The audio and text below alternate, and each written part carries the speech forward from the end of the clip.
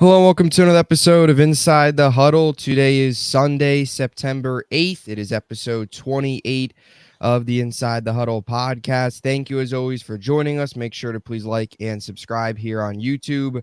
We have finally made it. It is week one, the first full Sunday of the NFL season. We've already got two games under our belt with the Chiefs defeating the Ravens on Thursday night and the Eagles defeating Green Bay on Friday night. Full day of college football yesterday. So our fourth day in a row full of football and our third day this week full of NFL action. So really, really excited for today. DiMari, we have finally made it. It was a long off season. It was a off season full of, tons of different conversations and rumors and all that stuff. But we finally made it. We actually get to preview games that count. Nope, this isn't preseason. This is actual games that count. We've finally made it. The NFL season is here.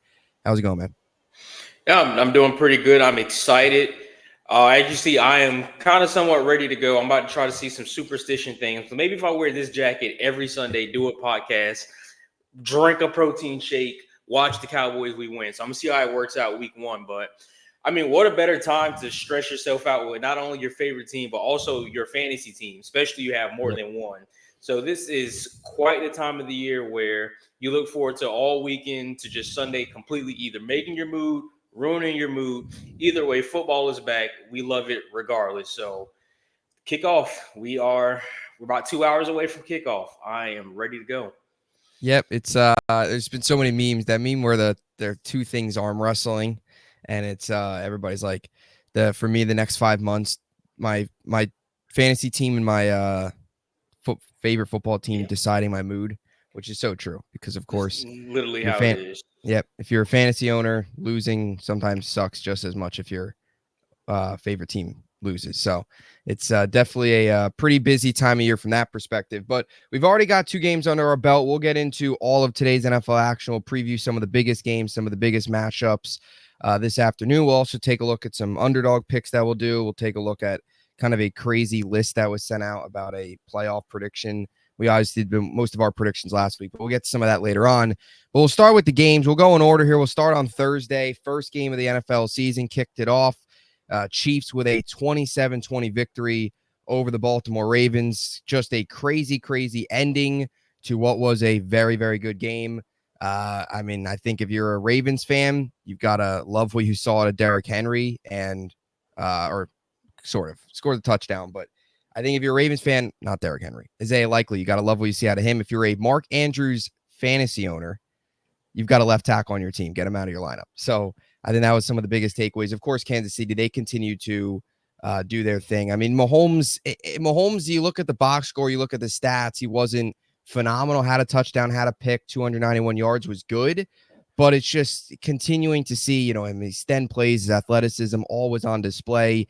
And what a day it was for Xavier Worthy. I mean, the rookie, we know what he was, we kind of projected what he could do with Kansas City.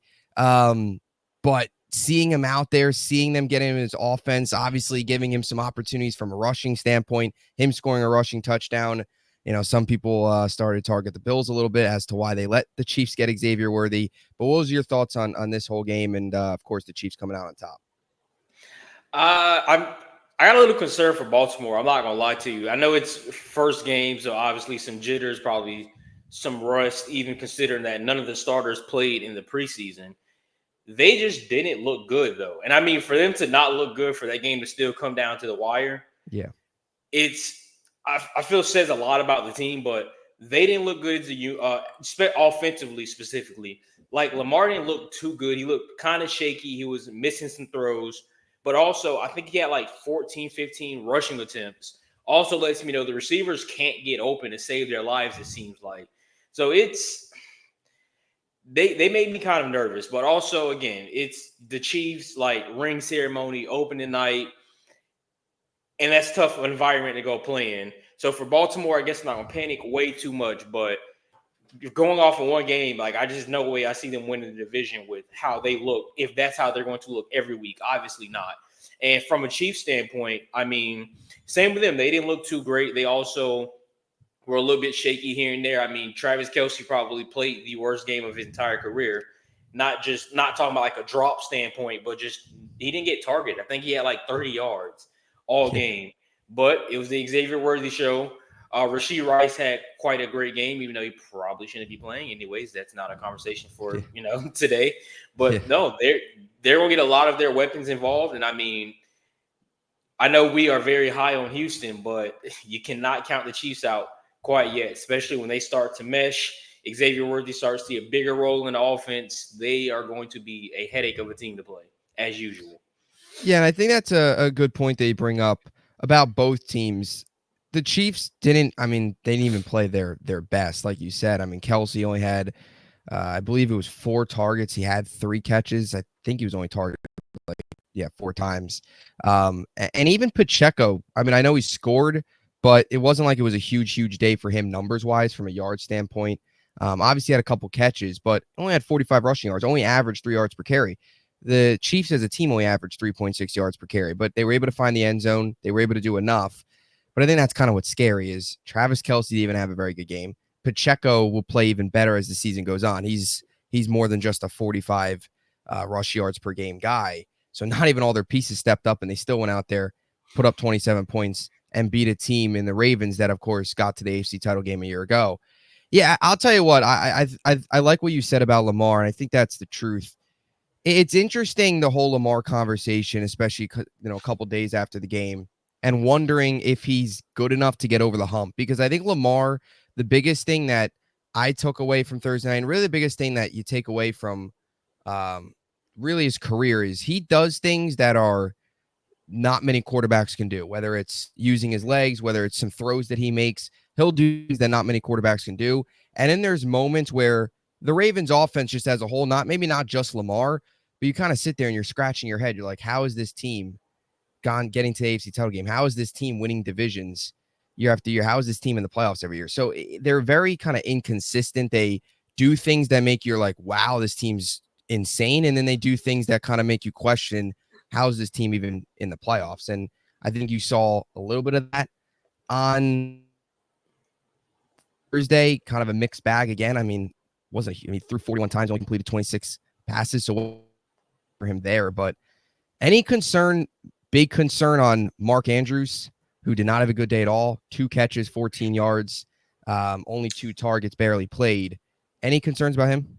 Not really. I mean, if I was a fantasy owner with Mark Andrews on my team, I probably wouldn't start him moving forward until like he's shown why he is a start. But I think it's kind of the same with basketball, and we also see it in the NFL. Like you're going to have some games where you just aren't that much of a factor as you usually could be, and then you're going to have some games where absolutely like all eyes are on you. It's your ball game. Kind of give me the ball. Everybody step out of the way, and that just happened to be Isaiah Likely this time around. So I don't think it should be too much of a concern. And also considering that he wasn't, I believe, was the car accident. So he probably is not fully healthy, or even if he is fully healthy, he probably doesn't have as much, practice and stuff under his belt because he had to take some time off from the car accident. So I don't think it's a concern quite yet. I mean, if anything, I feel like it should be a positive because now you're like, okay, this is what Likely can give us, even if obviously he's not going to have a game like he did every single game. But if Likely can give us 5 to 6 receptions, 60, 70 yards every game, and now Mark Andrews gets back to what Mark Andrews is, now you have 2 tight ends that are absolutely great at what they do. So, I mean, I feel like you can use it as a benefit. Don't panic quite yet. Just it's week 1. So we'll kind of see as the season goes by, but no, don't worry about Mark Andrews. Yeah, and you definitely also have to, I think if you're a Ravens fan too, at least be positive that you have legitimate, when Mark Andrews hopefully gets healthy, of course, as a proven track record, you kind of see an Isaiah Likely breakout game. You have to be like, you actually have to feel good. That's a positive that you can have a legitimate 12 personnel, 2 really good tight ends that you can rely on for an offense that has some concerns at receiver. So definitely be interesting to see how both teams continue on this season. Now we move on to Philly or Brazil, but Philly takes home the victory 34-29. I will just say this game was basically played on ice. I mean, slippage everywhere. This grass The surface was field awful. was I bad.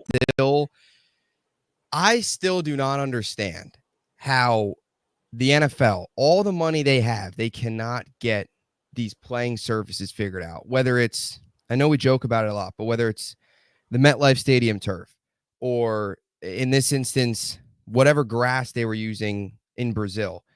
How is a league that has so much money that supposedly cares about player safety put playing services like this out there every single year? I just don't get it. I mean, it's just ridiculous. So I would just say that just from the open. I mean, the amount of penalties too early in this game was wild. I mean, both games, the amount illegal formation penalties was crazy in the Chiefs game. It felt like every single play, illegal formation. Like, what do you want me to do? What should we just play 7-on-7 flag football here? What are we doing? I mean, it is just some frustrating things to take away there. But I think we got to start with, and we'll get to the Jordan Love injury. Obviously, never want to see a guy like that go down, especially with the big contract that he just signed.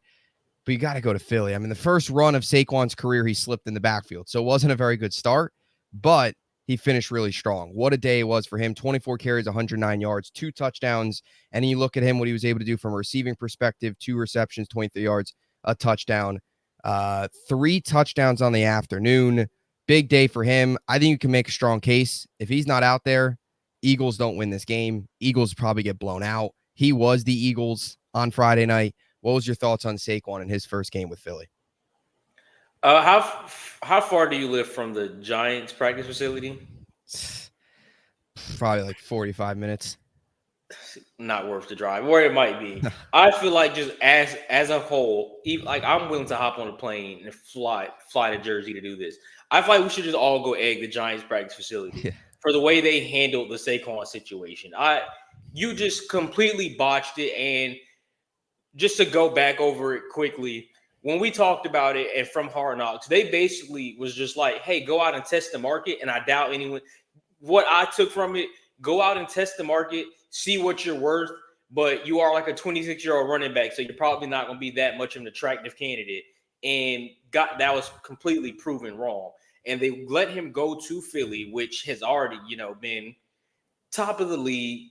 They had some fall aparts, but they're a respected team. Every year they've been a respected team. So you let him go to Philly behind one of the best offensive lines in football. I know they lost Jason Kelce, but I mean, they're still one of the best offensive lines in football. You let him go to a division rival in Philly, and he just completely showed why the Giants are complete idiots. But hey, they got Daniel Jones suited up today. That's all. And they're wearing the Century Reds today. Look good, play good, baby. Oh, okay. So I think you might need to take off your underdog when we get into that. So I might have to.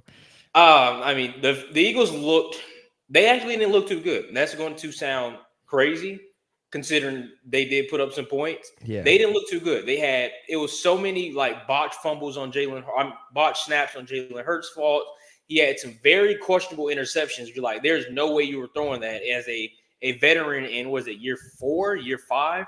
There's no way you're throwing some of these passes that you're throwing. And like you said, players slipping. So neither team looked good. Philly definitely didn't look good. I mean, honestly, Philly should have been down 14-0 to start that game. But we were a Jordan Love, Jaden Reed touchdown called back, and then a Christian Watson slipping it back in the end zone away from it being a 14-0 game. Yeah. I mean, they didn't look too good, but they looked good enough. Yeah, they got the job done. Definitely. I also think at times Green Bay hurt themselves a little bit with some of their penalties that they had. There was obviously definitely some slippage going on. Of course, the one play in the end zone, it wasn't a great throw by Jordan Love, but Christian Watson in the back of the end zone. At first, it looked like he slipped, and then when the replay showed, it looked like he was dove for it. I didn't really feel like he needed to dive for it. Like, it wasn't that bad of a throw. I thought if he took another step, he would have probably been able to catch it. So kind of missed timing there between Love and Watson. So that was questionable. There was definitely some missed opportunities. They also had the 4th down early in the game where they didn't trust the kicker, went for it, didn't get it. So who knows? I mean, not that they lost by 5, not that 3 points would have made a difference, but you never know. I will say this though about Philly. Yeah. Hurts didn't look great. I'm not saying it's Cam Jurgens' job to spot what the defense is, call audibles, but that was all what Jason Kelce was doing. Is if a defense makes a change, he would basically change the play. That's up to Hurts now to. That's the quarterback. I think every team's quarterback does that. I've never seen a center do that. Yeah, well, Kelsey. Now Hurts has got to do that. It felt like it might have been a little too much on his plate because some of those throws were obviously questionable. Defensively, I didn't love what I saw to Phil either. I mean, there was a couple. The one play, the Jaden Reed's huge touchdown, you could drive 3 buses next to him. I mean, there was nobody there. So there was definitely some plays for Philly that they would want to have back. But also it helped that the Packers hurt themselves. I mean, what a day it was for Jaden Reed. And I will be completely honest, I benched Jaden Reed in fantasy. I didn't play him because, I like Jaden Reed a lot, but I would never have thought to play him. 37 points are sitting on my bench right now. So With that's a when you know you're touchdown back. called back. Yeah. Like, Exactly. it is crazy. That too. Both teams had 12 men on the field. Like, what? It was just early in that game. It was rough at times. Now we go to the biggest story coming out of this game, and that's Jordan Love, who sprained his MCL. So not good news, but kind of good news considering what the other outcome could have been, which would have probably been a torn ACL ending his entire 2024 campaign. But he's still going to be out for about 3, 4 to 6 weeks. Typically a month. I mean, I remember when Zach hurt his MCL, he missed the first 4 games of the season. So it doesn't, not 2 or first, I think it was 2 games, 3 games, I forget. It was like 4 weeks going back to the preseason game that he injured it in. What was your thoughts on the injury? And does Green Bay need to do something at quarterback? Because I don't really know what you're going to get at Malik Willis during that time. It's so tough. Like, you don't really expect to have this conversation after week 1 to where it seems like quarterback panic. But I mean, I think you have to just ride out with Malik Willis and just see what he possibly can do. I mean, he spent some time in Tennessee, so obviously different coordinator. Matt LaFleur seems like a little bit of a quarterback whisperer, I guess, if you want to say. So I think you trust Malik Willis for a few weeks and kind of with the way the weapons look, and to your point with Jaden Reed, just to tie it in, Jaden Reed looked so good. And Romeo Dobbs and Christian Watson didn't look so good. Not that they look bad, but obviously, like we are just saying with Isaiah Likely, it was the Jaden Reed show. So everyone kind of take a step back, let me do my thing. So I think they have weapons that can take pressure off Malik Willis. Like, obviously, they're not a bunch of superstars in the league, but I think they are good enough to the point to where, hey, if I just trust you, put the ball in your hands, you can make something happen and make my job easier. And then also the addition of Josh Jacobs being there, which we didn't speak about, but I think he rushed for like 76 yards, which is also good. So, take the ball out your quarterback's hands. You have a good running game to make passes or make the offense more simple where he can throw these easy passes here. Don't have to do too much. I think they can trust Malik Willis to do that. Give him 2 to 3 weeks. That's all I say. But the way the NFL is also, I mean, I don't know if Jordan Love actually misses that much time. This could be an injury that speeds up, but 2 to 3, let's say 4. I say you give Willis a chance before you start to panic. We're not quite there yet. Yeah, I agree. I think you've got to try and just ride the wave. I mean, you look at the Packers' schedule coming up. Let's say Love misses 3 weeks, the shortest amount of time. They got Indy, Tennessee, Minnesota. Indy will be tough, but they get them at home. They should be able to. They could beat Indy. Tennessee on the road, beatable. Minnesota at home, you should have no problem. So if you can come out of that even just 1-2 at worst, you'd be looking at what, 1-3. Love comes back.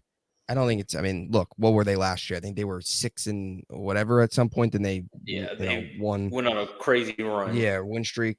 Yeah, they were 6 and 8 after that brutal. They lost to Giants and they lost to Tampa and they won 3 straight, barely squeaked in. So even if they just win 9 games this year and get in and they're healthy at that point, but yeah, I think they'll roll with it as of now. If Indy's a disaster and Malik Willis throws like 3 picks, then they maybe look at it and say, all right, we're 0-2. This guy's not beating anybody, especially maybe if the Love timetable gets longer than expected. Instead of just 3 to 4 weeks, maybe he's out the full 5 to 6 weeks.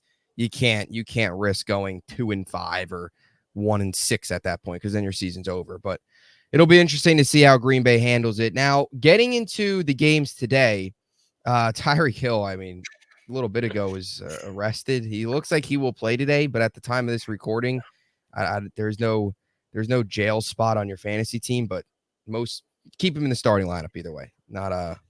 It seems like he will play. It feels like a Scotty Scheffler situation for the golf fans out there all over again. Driving violation. So we talked about it. Jerry Jones had the script. He must have been doing like circles in the road because that's one way to kick off the season. I mean, they do run. I can't remember the exact name of the race, but they do run a. Is it F1? I don't remember what it's Oh, called. yeah, the Formula Drift down there. Yes, they do Yeah. run that in Miami, and that is literally just a track outside the stadium. So I mean, maybe he just wanted to, you know, he wanted to test his speed Yeah. Test them out. See. in the car. Yeah. Why not? Interesting stuff there. We'll get to that game soon, but we'll start here in Atlanta with the Falcons and the Steelers. The biggest storyline going into this game isn't even Kirk Cousins in his return from the torn Achilles, first game as a Falcon, but it's the Steelers and their quarterback situation. As of now, it looks like it'll be Justin Fields under center week 1 and not Russell Wilson, which is crazy to think. If you would have told me that 3 months ago or told anybody that 3 months ago, I don't think anybody would have saw that coming. But of course, Russ is dealing with the calf injury throughout the entirety of camp. Nobody has really run away with the job. The starter's never really been announced. It looks like Fields will go as of right now.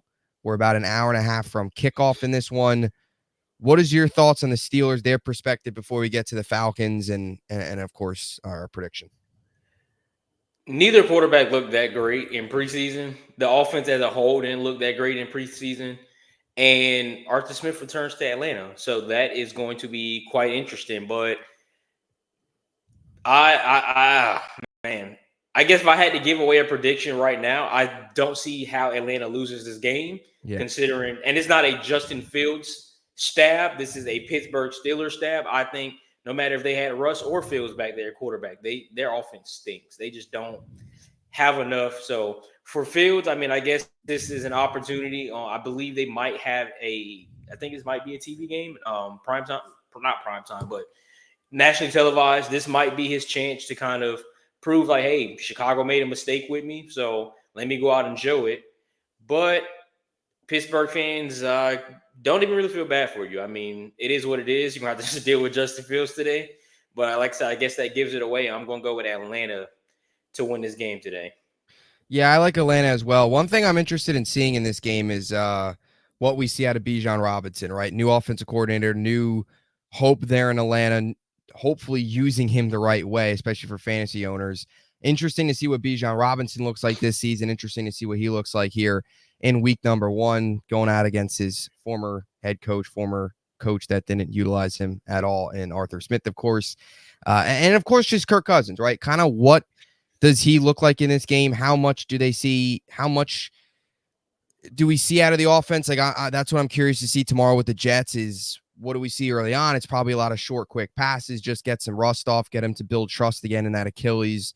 Some jitters, some of that rust early on. I think is the similar situation here with Kirk. Probably, passes to Bijan, get him involved early. And then I think two guys that I'm really interested in seeing what they do all year with Kirk. Really the whole offense, because the Falcons haven't had a quarterback, but Drake London and Kyle Pitts is another one. Kind of a bumpy career so far. But you give him with a healthy Kirk Cousins, he stays healthy himself.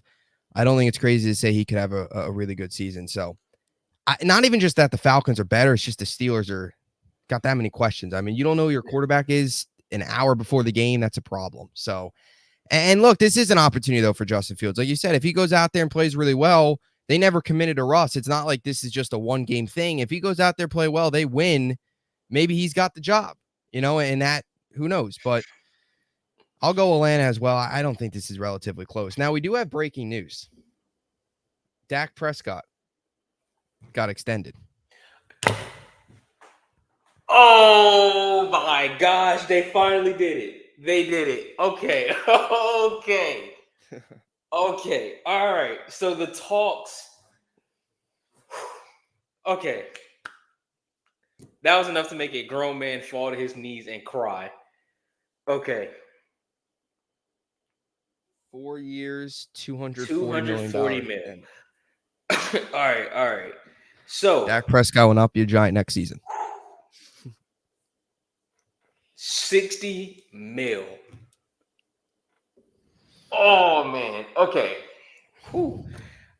Can we cut into this before we go back What into? we could just go right into the Cowboys Browns game. Why not? All right. I know there were talks that there was a possibility. Well, this I don't trust in the front office. So I know there was some conversation that Dallas is going to still be trying to work on a deal with Prescott before the game, but they weren't sure if it was going to happen. But also, Yeah. Dak wasn't talking about not playing. Like, there was no sit out aspect. But here is what makes me nervous.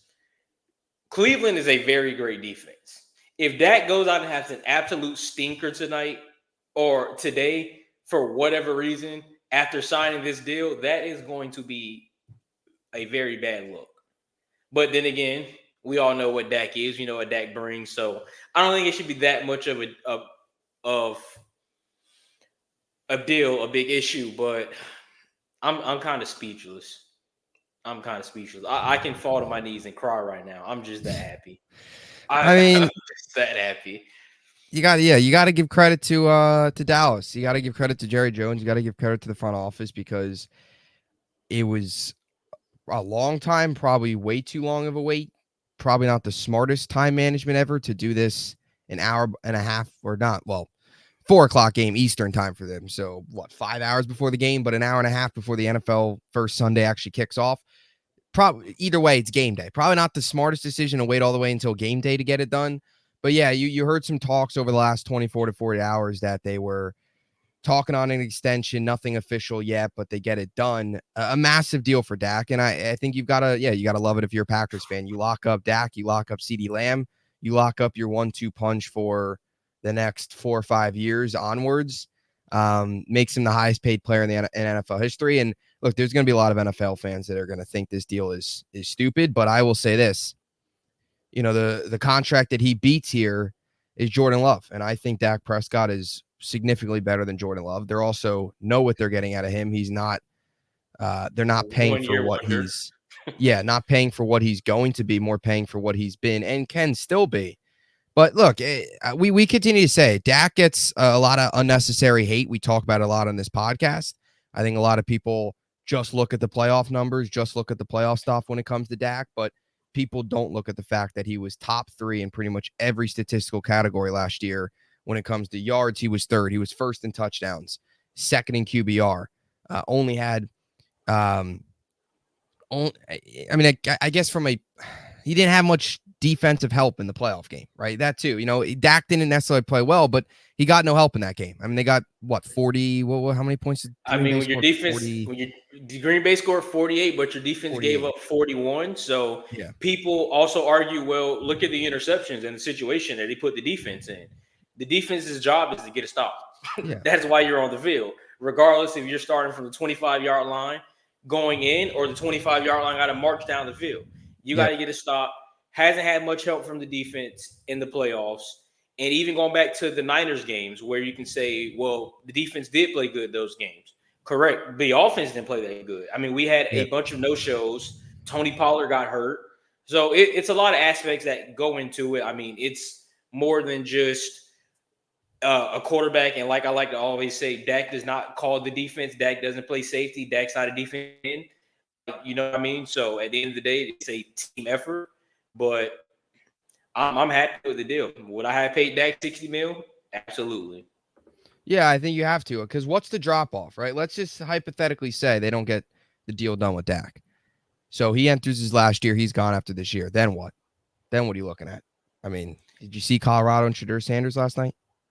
And even So even then, to people's point, I've saw some. I got an interaction with somebody online a few days ago that literally told me to let Dak walk and just wait to draft Arch Manning. Like, that is the dumbest thing I've ever nah, heard. Not only just because you have to wait quite some time from Arch Manning, like at least 2 years. uh, I think he's a you know what? red shirt. So let's say 3. You know what that screams? Idiot. I, I don't. Yeah, it does. But not that it's the same thing. It's a little different. But that just screams like, oh, Texas quarterback stays in Texas to play for Dallas. That screams like Kenny Pickett played for Pittsburgh, stays in Pittsburgh, plays for the Steelers. Not that Archie Manning's going to be Pickett, but just waiting to say, oh, let's draft a Texas quarterback because why not? Like, And just and then the what? That's whole 3 years of thing. tanking. And then at that point, CD Lamb probably requests a trade at that Thank point. you. Thank you. Which is what I'm trying to tell people. And I think people don't understand. I don't know why they feel, all right, well, you just go into the draft, you just draft you a quarterback, and boom, franchise quarterback. It doesn't work that way. And I'm about to get all statistically nerdy here. Not counting 2024 draft class. There's been 95 quarterbacks drafted since Dak has been drafted. Only 20 of them, like right now, are actually good or successful in the NFL. The rest of them are either backups or not in the NFL whatsoever. So you're not even guaranteed to go draft a quarterback that's going to be good, especially for the ones that's like, okay, well, they were so good in college. Why aren't they going to be good in the NFL? Have you ever seen Johnny Manziel play football in the NFL? Maybe that's the key. Have you ever seen Zach Wilson play football in the NFL? Unfortunately, It's a yes. lot of guys. For you, yeah, for me too. I mean, a lot of us had to watch a lot of prime time Zach, but there's no telling. Like, there's no guarantee you're going to go in the draft, get you a guy that steps in and just automatically finds success. So I'm glad this deal happened. And for the idiots that don't want to be a Dallas fan because he's overpaid, go cheer for the Cardinals. How about that? Yeah. Kyler Murray, baby. That was probably a bad example. Go cheer for the Giants. How about that? Go be a Yeah. Raiders fan. Go watch terrible quarterback play and then try to double back And afterwards. terrible uniforms. Absolutely. Can't forget about that. And I'm going to be openly clear. I'm going to pick the Giants today. We'll get to that later on. As much as I'm bashing it, I'm going to go pick them because that's just what I do. But yeah, very good move. I like it a lot. It's smart and long awaited. But they got the number one receiver, number one quarterback locked up. Well, even though it took all the way until September 8th, literally the day of their game. They get it done. And whatever Jerry Jones was scribbling down, I guess it's working. Because he's got Tyreek Hill's traffic pattern, and he's got a deal signed here. So he knows he's got the script.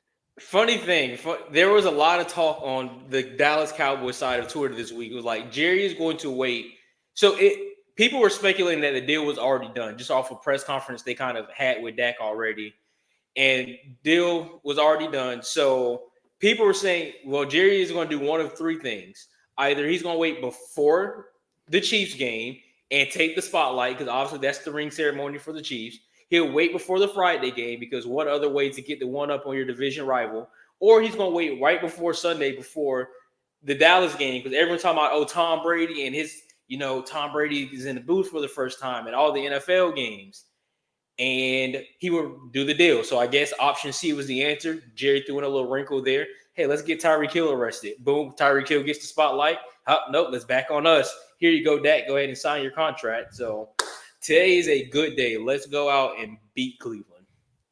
Yes, definitely. And that's where we can preview here. So we kind of just take a look at the Cowboys angle. Of course, Dak getting the extension, CD Lamb in there as well.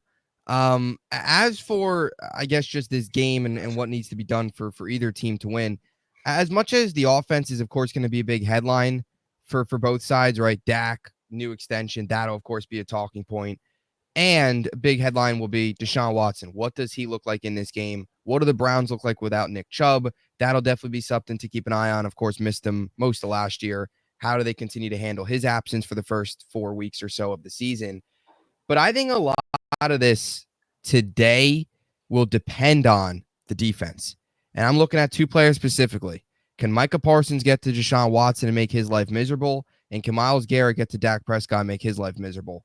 I think whichever pass rush, whichever defense gets home today is going to be the one that walks away with the victory. Offenses, of course, are the big story. And of course, quarterback plays the big story. You know what you're going to get at Dak, but really Watson, like what the heck are you going to get out of Deshaun Watson this year? I mean, who knows?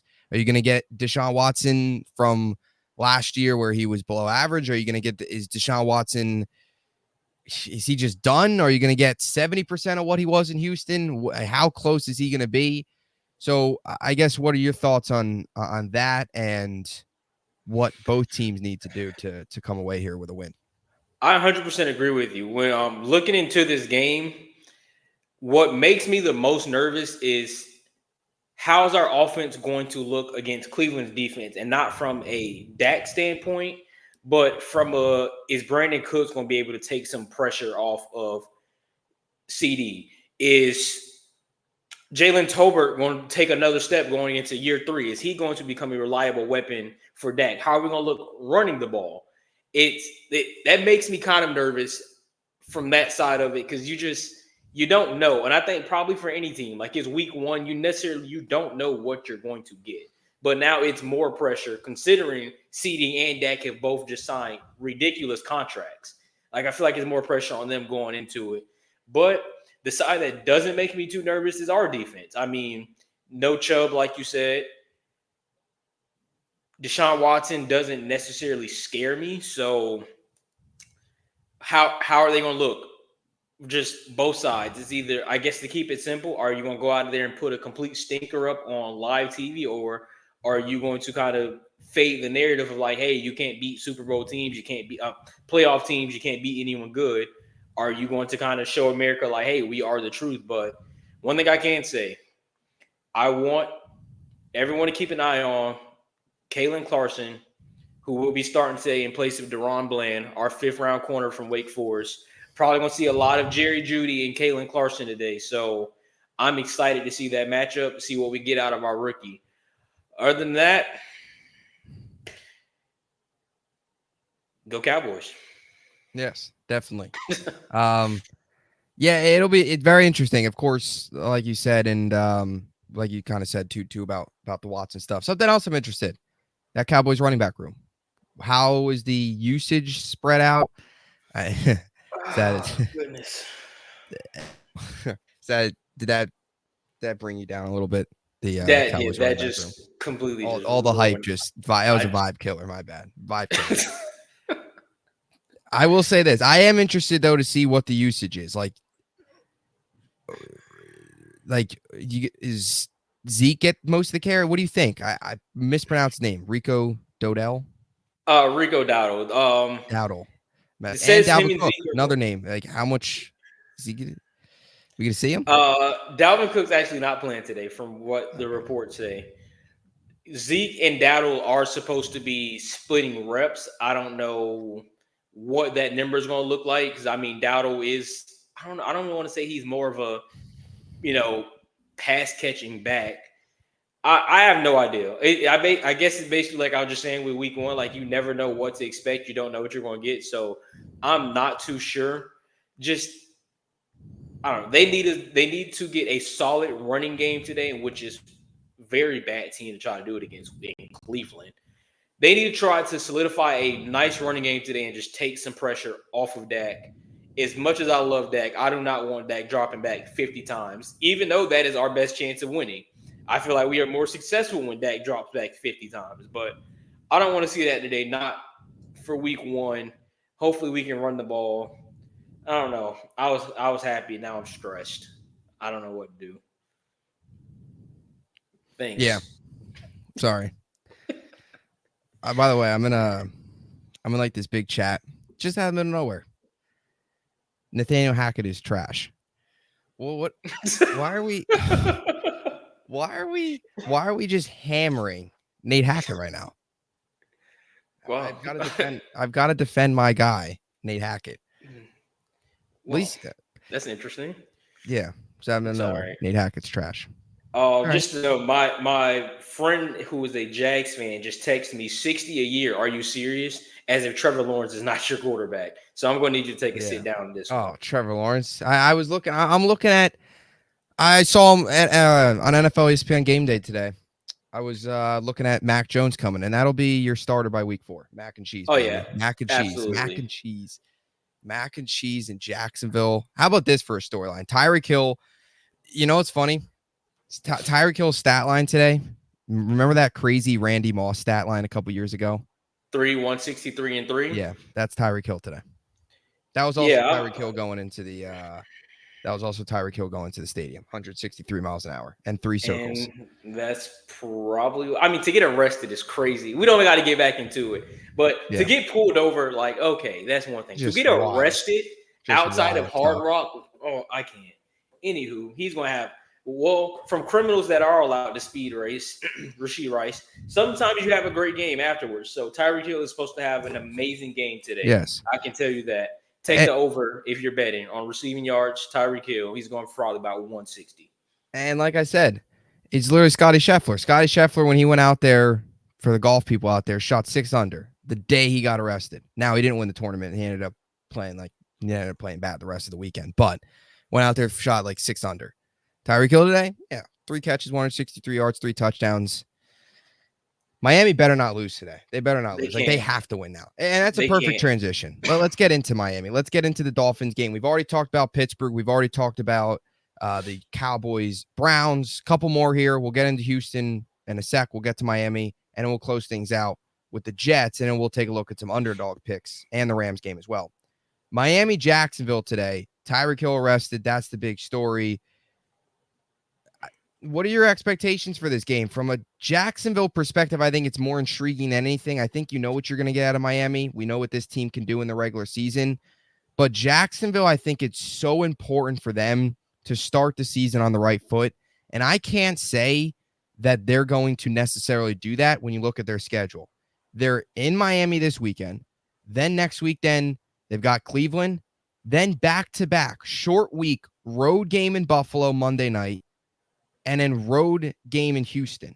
And then they've got Indy. Then they've got Chicago. Then they've got New England. All right, that's winnable.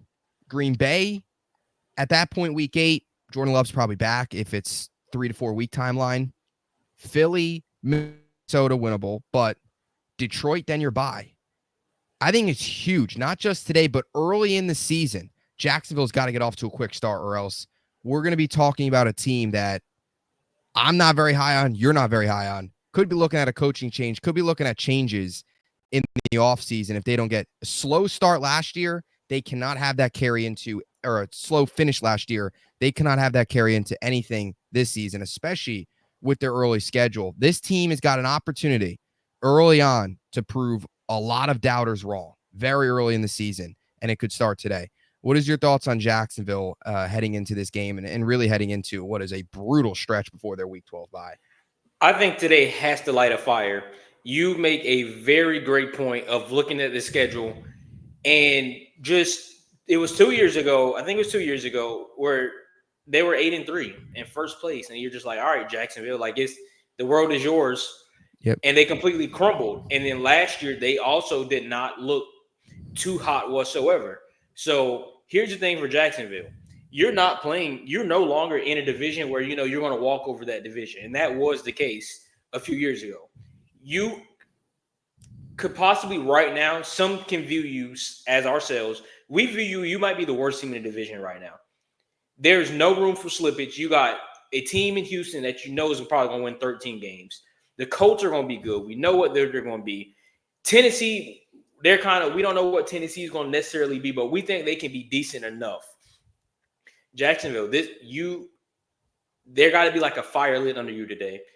If you don't win today, especially if you lose, I think in a close game, if you lose a close game, it's like, all right, there's probably a few mistakes here and there we clean up moving forward. If you go out there saying you lose, just say by 13 points, and with the rest of that schedule, how it lines up, you are going to be in for a long season. And like you just said, there will be coaching changes either halfway through the season or after the season is done. It's just the fall off from that team to be, like I said, 8-3, to go into the playoffs, be down 27-0 to come back, and the year after you just look bad. They got to figure it out, especially with your quarterback is one of the highest paid in the NFL. You got to figure it out. Yeah, I agree, and I think for Jacksonville, it's important today, just on this Dolphins team in general, with Tua and trying to stop Tyreek Hill. Obviously you got to be very sound in coverage. You've got to find a way to play up to Tyreek's speed, no doubt, both on the field and, of course, in this case, I guess on the road. I knew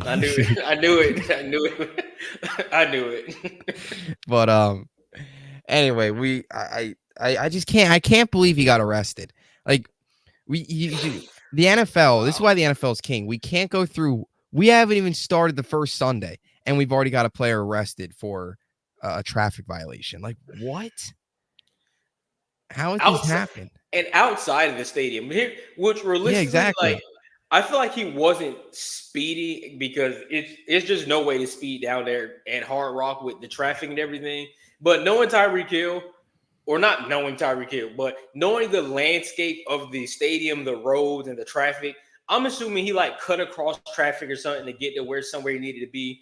I don't know. Either way, to just get arrested down there is absolutely crazy. Yeah, it's. I mean, hey, I guess anything's possible at this point. I mean, I guess so. either way, We I for will another say time. something that's interesting is how this offensive line looks for Miami coming up this entire season, but especially early here. Some new pieces up front, some pieces that they lost, the biggest being Robert Hunt, who of course signed the big contract with the Panthers this offseason. So I think if there's a way for Jacksonville to win this game, try and get some pressure, right? You got a new addition in Calais Campbell. He's a guy that, of course, can generate some pressure. He's a guy that can still get 6-7 sacks in a season. Of course, you've got Jalen Phillips back coming off the torn Achilles. He's back into the mix. That's Miami. Jeez, what am I doing? But either way, It's all right. First Sunday. yeah, I'm all I'm over just the a little place. nervous. Yeah, but I just can't get the Tyreek Hill stuff out of my head. So I think for Jacksonville, you've got to look at some of those guys up front as guys that can get home. Trevon Walker, Rika Armstead, who they added from San Fran. Big loss for San Fran, somebody that I think the Jets can exploit on Monday night. But I think if they can get home, Robert Hunt, big loss, some new pieces up front, some questions at tackle too. What is Austin Jackson? He's of course covering to his blind side. How much are you going to get out of him? Can he take a jump? So some interesting things there for Jacksonville. But I will say I do not like the Jalen Ramsey extension at all. What? I don't like the Jalen Ramsey extension. All right. I don't know. Maybe I love Jalen Ramsey. I'm even as a Florida fan, I love Jalen Ramsey. Like when I was playing high school ball, like that's who I love to watch before games was Jalen Ramsey because he just plays with that perfect balance of like cocky arrogance, but not Shador Sanders cocky arrogance. Like that's the best way I can kind of level it. Like he's not a Shador type of cocky and arrogant, but it's like the cocky and arrogant enough Colorado as where a just whole. yeah, I'm so glad they should have lost by 80 yesterday. Anywho, for Ramsey, it's like I'm good. I know I'm good. I know I'm one of the best corners in the NFL, and I'm going to show you that every single Sunday. Like I'm going to talk, but I'm going to back it up. It's not like Jair Alexander who's out there selling out all game, and AJ Brown is completely taking you 80 yards to the end zone. Anywho, I like Ramsey. I like the contract extension. Is it because of injury? Like, is it because of age and recent injury history? It's a little bit of both. I mean, he only played 10 games last year. I believe it was only 10 games. He's going to be 30 in October. I just don't love it from that perspective. But I look, the last season he was healthy was 2022, which isn't a long time ago, of course. He had 18 passes defended. He had 4 picks. Still had a very productive year for LA. But then, 2019, of course, he only played 12 games going back there. I mean, 2020 he wasn't great. With the Rams, I don't know. I just age and injuries. I mean, I think it's one of those things. You look at the market, you look at some other guys, and you're just like, he's still one of the best. I mean, honestly, who would you put above Jalen Ramsey right now besides Pat Surtain? If we're being honest, I'm not even going to give the nod to Trayvon Diggs. I still think Ramsey's better. Sauce is better than Surtain. I don't know. I don't know. Sauce is better. Sauce is the best corner in football. In my opinion. I don't know. I don't know which way to lean that way. I feel like I should know a lot. I should have more of an understanding on Sauce Gardner, considering that out of the 60 minutes of football that they played last year, the defense was on the field for 52 minutes of that. So yeah, I should probably seen a lot of Sauce Gardner, but Sauce is good. I don't know if I'm going to go Surtain, Ramsey. Actually, I lied. You're not gonna like this. I'm gonna go Surtain, Ramsey, Diggs, Sauce. Ooh. All right. Yeah. Where's let's see. That is good. That's a good debate for another time. I'm trying to think of another like I can't think of anyone else that you can really put up there. I think Sauce the best corner in football. Lockdown wise, best corner. Like they don't even look his way. This is gonna be a good debate. I'm going to put on Instagram a toll, and we're going to discuss this next week. Yeah, the cornerback debate's a heated one. I'll tell you what, I have a lot of people I know that hate Sauce Gardner, and they like, oh, he's not number one. He's not number one. Okay, now that's ridiculous. Like that's just absolutely just stupid. Yes, he is 100% a number. Are you saying number one as in the best corner, or number one as best number one corner? Okay. No, the best. Because then you still, you got, what, Jair Alexander's up there. Not putting him up there. That guy is. He's unfortunately top 10, but that guy is a defensive holding pass interference. No, yeah, he's not top 5. He's not top 3. No, he's no. But all right, that's a good debate. I'll tell you who was coming into his own. I'll tell you who was coming into his own, and we'll get to some of these other games. But Trent McDuffie's kind of under the radar. I liked what I saw from him on Thursday night. And they've got a couple nice pieces in the secondary there in Kansas City. Not just McDuffie, of course, but they've their defense as a whole has come a long way from where it was a couple years ago, but he's somebody I like. Yeah, not top 5 yet, but he's coming into his own. And I know we're getting a little off topic. We'll get back, but I did not know Kansas City defense was that good. I thought last year was a little bit fluky, or they just played up to the hype of the offense. That defense is good. That defense, this is probably gonna be the best defense Mahomes has had while in Kansas City. I think I can argue that. Totally agree. And Steve Spagnuolo has done an excellent job in Kansas City transforming that defense. Obviously, a guy that's kind of very good defensive mind, failed to, had some different stops, was the interim there with the Giants. Didn't really work out much, obviously, after, I believe it was after, was it McAdoo, or was he, forget who he was the interim for, but he was the interim there in the Giants. But he's been great for Kansas City. He's transformed that defense into one of the better units in football, which used to not be the case for them.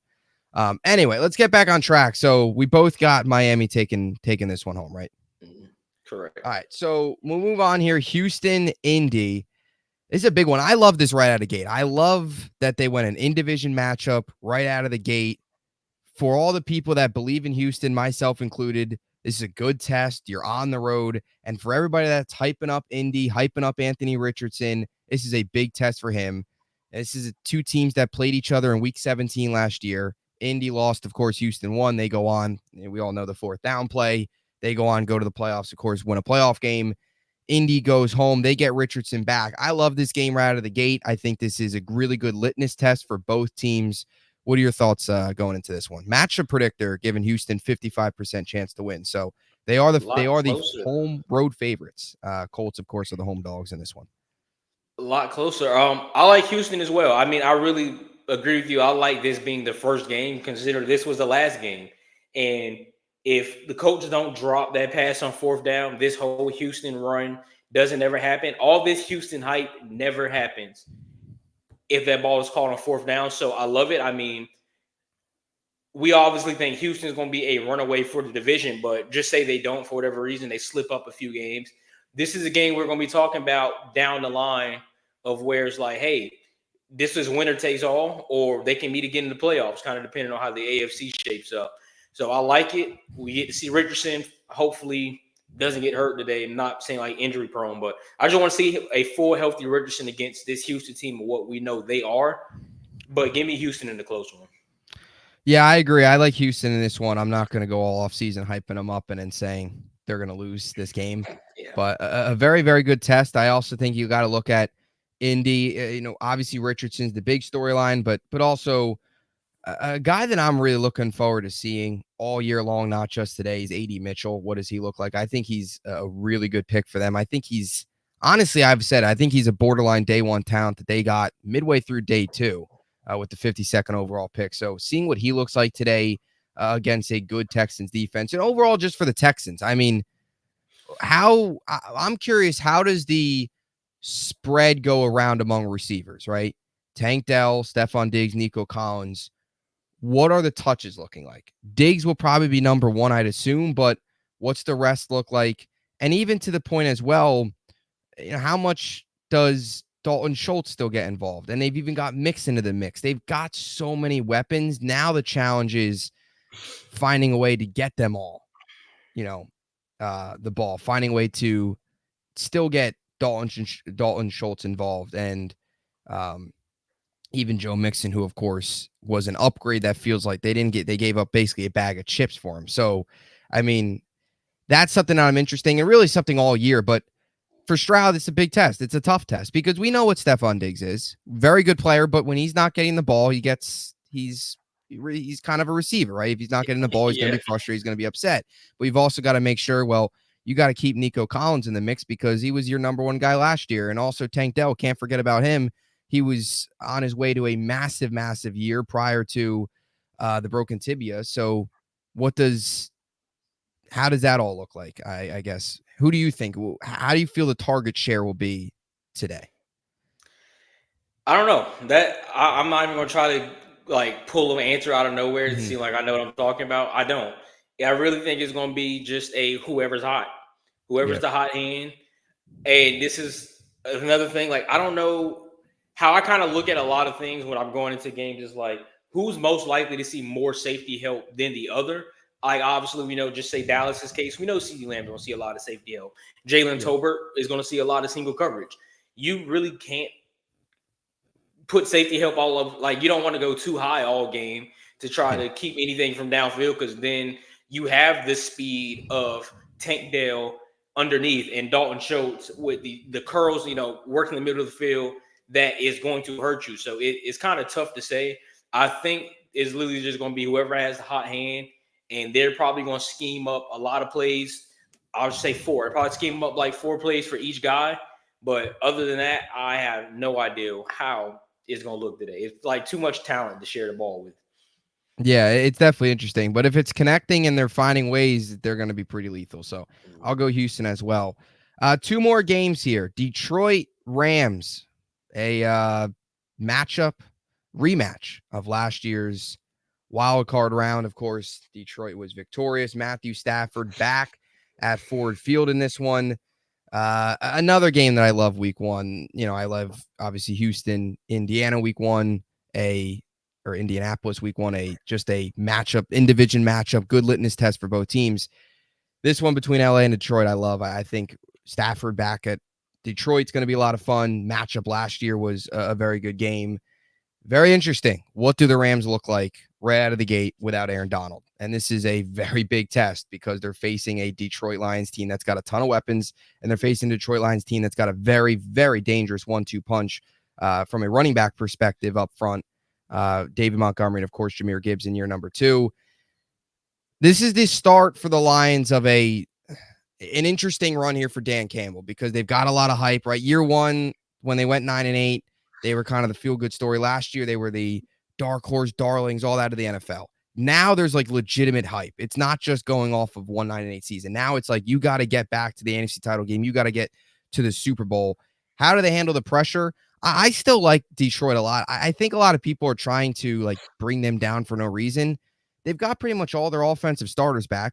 They, of course, got extensions done with key guys, Amon-Ra being one of them, who, of course, it feels like he's only getting better entering year number 4, still very young. So what is your outlook on Detroit and to the Rams? I mean, of course, a big storyline is Aaron Donald, but even Puka Nacua in year number 2, what does he have for an encore? Yeah, I think I don't understand where people are coming from. Like the Lions hate, like they only got better. I think they added DJ Reader in the middle of that defensive line, and was it Carlton Davis at corner they traded for? So like they got better, and this was a defensive unit that the defense was the weakness of their team last year, but the defense was also very good last year. And let's not forget just Dan Campbell being a little too aggressive in the NFC Championship game is a reason why they weren't in the Super Bowl, and they blew 17-point lead. So that's just things from last year, but they've gotten better. They've retained their guys. So I don't see the question with the Lions. I think the question should be the Rams. How good is that defense going to be? The defense has not really been great even last year. Like they weren't really great. They were good enough to get by, but Sean McVay is so good when it comes to play calling to the point of they can kind of bail out a bad defense. But from the preseason, I'm gonna use Dallas's game for example. For them to win that game after the offense having 4 turnovers, that kind of goes to show you maybe that defensive unit will be good. But also, you're not playing Jahmyr Gibbs and Amon-Ra. So this is a good one to start the year off. But I'm going to go with the I almost said Rams. That shows I don't know which way I want to go. I think I'm gonna go with the Lions on this one. I think they're gonna win it again. Just I feel like they're overall the better team, no longer riding that high horse of what we can be. Like they're the truth. We know what the Lions are. And week one, I mean, Sunday night has never been exciting for a Lions game up until these last 2 years. So give me the Lions in this one. Yeah, definitely. Another name too. I mean, Terrion Arnold, who of course they brought in from Alabama, first round draft pick. Yeah, first Bama. round pick. Love what they were able to do in the secondary in Detroit. Clear need, clear weakness to that defense. You know, you've got some really nice pieces up front. Aiden Hutchinson, of course, who leads the way. One of the premier young pass rushers in football, but secondary wise, there was certainly some questions, and they've slowly built it up. Whether it was Brian Branch, who's in his second year now. Now you had Arnold. Now you had Carlton Davis. So they've slowly built up what used to be a really weakness. Now is turning into a strength. And I'm interested just to see what Braden Fisk, I think, is a big name from an Aaron Donald. Not that he's got to be Aaron Donald, but he's in a way, you know, they brought him in as, of course, a second round early day 2 selection, borderline first round talent. He's got to come in and prove a spark. Defense as a whole, it's obviously everybody's kind of got to take a step up now because Aaron Donald is just not human where he could basically be the only one out there and make a difference. But yeah, I like Detroit in this one as well. I mean, in a way, it feels like the Rams probably got a little worse. Lions got better. So I like Detroit. They're at home. I don't think the hype's going to get to him. I think Dan Campbell's a really good coach. I think he's got these guys pretty focused, pretty dialed in, not too caught up in all the rest of the stuff. Now, Monday night, Jets Niners. This will be awesome. Can't wait for this one, of course. We're a little over 32 hours from this one. We'll close out week one. Thoughts on this one? I will say this.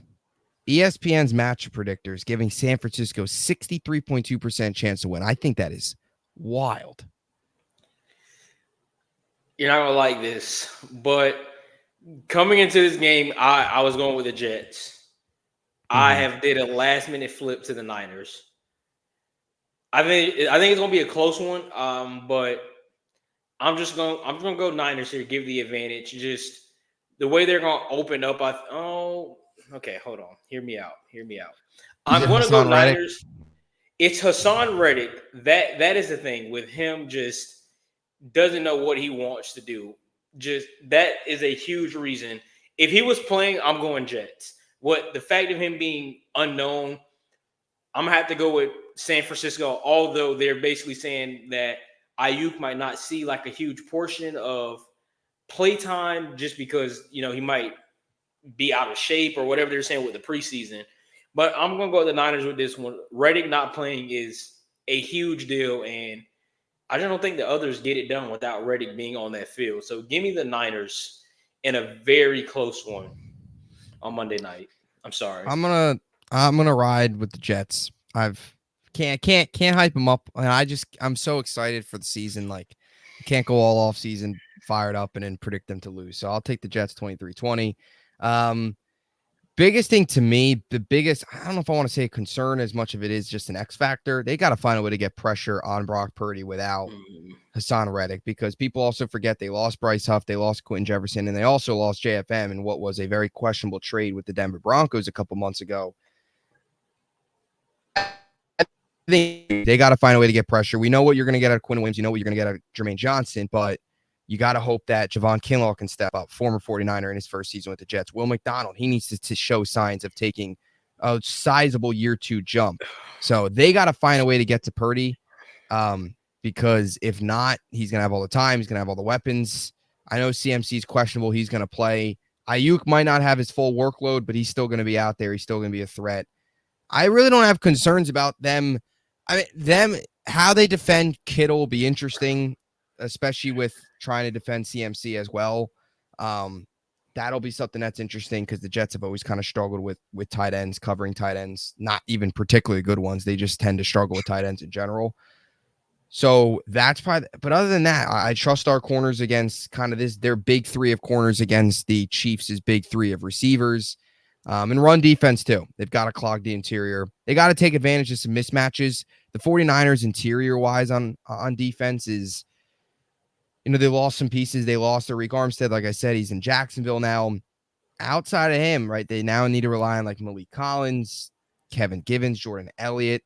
So I think the Jets could potentially expose a little bit there from Breece Hall perspective, trying to get him involved from an offensive standpoint. And then two, I mean, both, I think I think the Jets can win the trenches battle because you look at the offensive line on the Niners. You got Aaron Banks coming off a career worst year, and you got Dominic Pooney. He's a rookie. Like him a lot, but he's a rookie. First game, Quentin Williams isn't necessarily a very positive matchup. So trenches will be interesting. Breece Hall, I think, has a chance to have some success against that Niners interior. And I think the Jets also have a chance to have some success against the Niners interior offensive line. But they also have a test with Bosa and Leonard Floyd. So it'll be a tough matchup for sure, but I'll go Jets 23-20. So some underdog picks now. You have 3 underdogs. I have 3 underdogs. We'll keep track of this as the season goes on. I'm going to throw it over to you. What are your 3 picks? We've kind of already revealed them, but your 3 picks. I'm going to go Raiders +3, but I like Raiders outright. I think they're going to upset Chargers today. I got Cowboys +2.5, and I got Panthers +3.5. I think the Panthers also win outright today. All right, so I'm going to go Giants +1.5. Sam Darnold does not light up MetLife in his return. Cowboys +2.5. I'm going to be right there with you. And I'm going to go Jets +4.5 as well. Look good, play good. Giants. Let's go. Malik Neighbors, Daniel Jones. Do you hear what Malik Neighbors said about those uniforms? He said it's going to be hard to drip out. He was not lying. No, those are ugly. It's Daniel Jones. Zero. It's too much. It's too much going on with the uniforms to make them look good. So I don't know. It's like for the guy, okay, like a Justin Jefferson guy who likes to wear sleeves. Do you wear a red sleeve? Do you wear a blue sleeve? You're gonna have to go with a white sleeve. But also, what cleat color do you go? I don't know. It's too much. But if anyone can pull it off, it's Malik Neighbors. So we will see what he has in store for us today. Yes, definitely. All right. One final thing. Before a full day of football, let's make your eyes bleed. Pro Football Talks playoff predictions. You got Washington sneaking in. The Chargers somehow beating the Texans, getting to divisional round. Anything else? Tampa getting to the AFC or NFC title game. I don't even know if they're going to make the playoffs.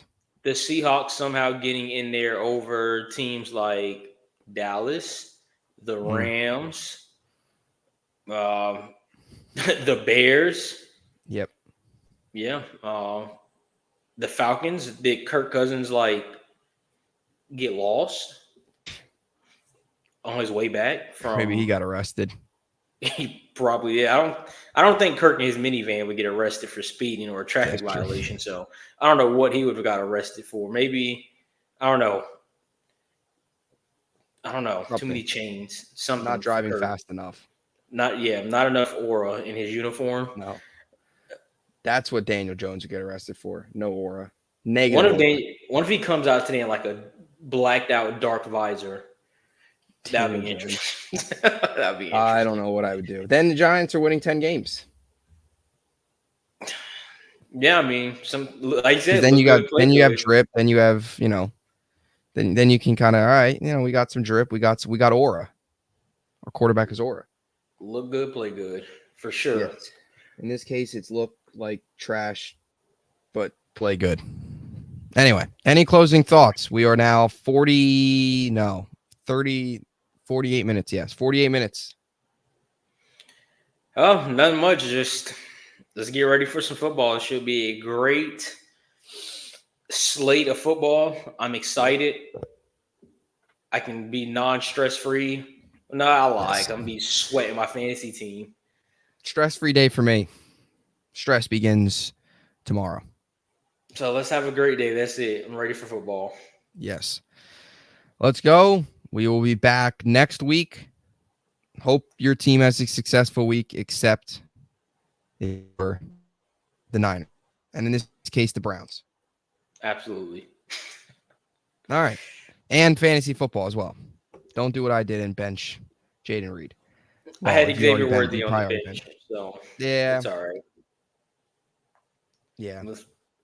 My opponent had Xavier Worthy on the bench too, so I was actually happy about that. But hey, I don't have a left tackle in my lineup, so that's all I gotta say. That is true. I played a left tackle, so Yes. lucky me. Anyway, that'll do it. We will see you all back here next week. Enjoy week 1, and thanks for watching.